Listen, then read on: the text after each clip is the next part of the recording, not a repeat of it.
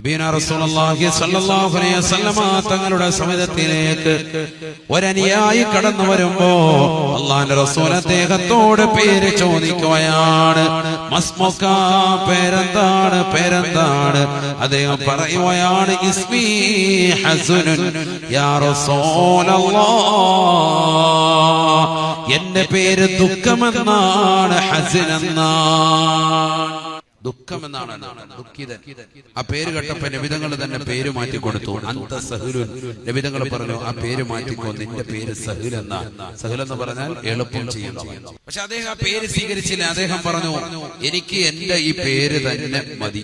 കാരണം എന്റെ വാപ്പ എനിക്ക് വെച്ച പേരാണ്. വാപ്പായോട് വലിയ പിരിശവും ഇഷ്ടവുമുള്ള ആളാണ് അദ്ദേഹം പറഞ്ഞു, ഞാൻ ഈ പേര് മാറ്റൂല, ഈ പേര് ഒരിക്കലും മാറ്റൂല, എനിക്ക് ഈ പേര് മതി. തങ്ങൾ അംഗീകരിച്ചു, പറഞ്ഞു.